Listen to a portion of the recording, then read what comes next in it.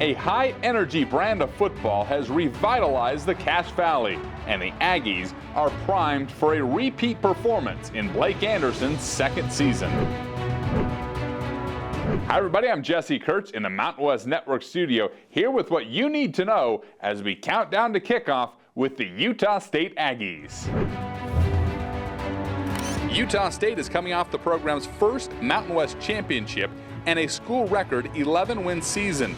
The Aggies, who won the inaugural Jimmy Kimmel LA Bowl, finishing the season ranked 24th in the national polls, returned 12 starters from the roster that climbed to the peak of the Mountain West a season ago and are eager to defend the crown this fall. 11 wins last year in a ring don't guarantee us anything this year other than the fact that the expectations are going to be high and people are going to be looking at you. They're going to be watching you and expecting of you. So we keep our goals the same, we keep our process the same, and just remind the guys that hard work's the only chance we got. It's extremely hard to not be complacent when you're at the top of the league, and so it's really tough. It challenges you every day, and it's my job to get guys going, and then I rely with my other teammates to help me out and get going with the guys and working hard every day. And I think it's been a really tough challenge, but we're up for the challenge. I think we've done a really good job in the offseason.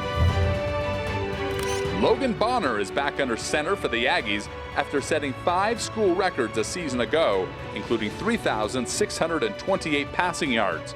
His school record 36 touchdown passes also ranks 4th most in a single season in Mountain West history.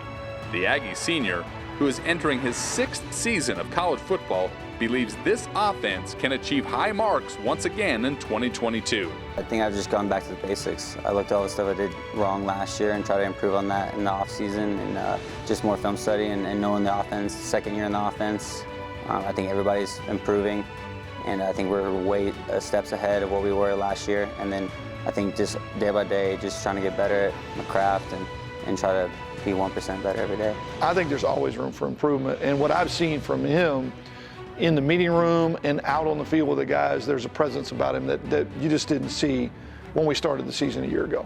He's very confident in what we're doing, what he's being asked to do, and he's super comfortable in his role as a leader.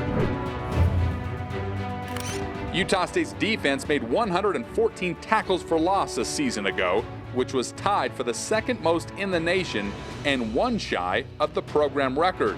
A big contributor to that production was Byron Bonds, who recorded 10.5 tackles for loss and 4 sacks. Bonds, who was named the Mountain West Championship Game Defensive MVP, returns for his junior season and will be looked upon to disrupt the offensive backfield once again. Always the threat to get to the quarterback, loves to rush the passer.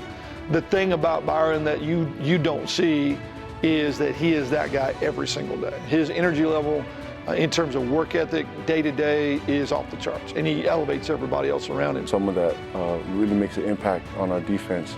He brings a lot of energy, and it helps us D-tackles the way that he rushes on the edge for the quarterback to step up on the pocket, and he just brings a lot of confidence. He's a player I love playing with.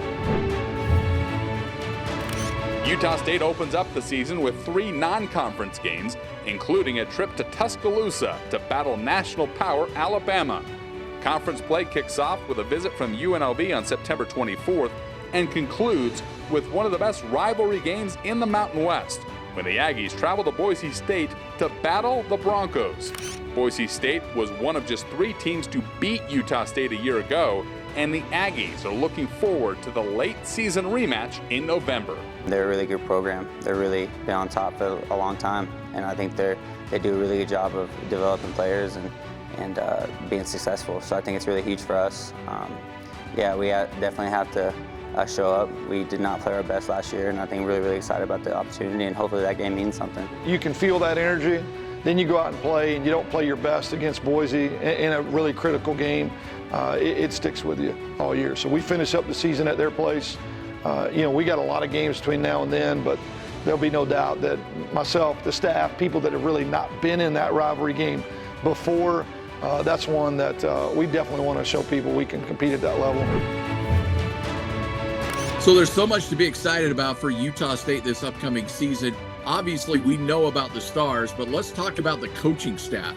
Utah State has had huge turnovers in years past, especially after big seasons, but they bring back their head coach in Blake Anderson. They bring back their offensive coordinator in Anthony Tucker, and Ephraim Bonda returns as a defensive coordinator. There's continuity in the staff. They've hit the transfer portal and helped fill some big holes, obviously with Nick Henniger gone, as well as some other stars on the defensive front.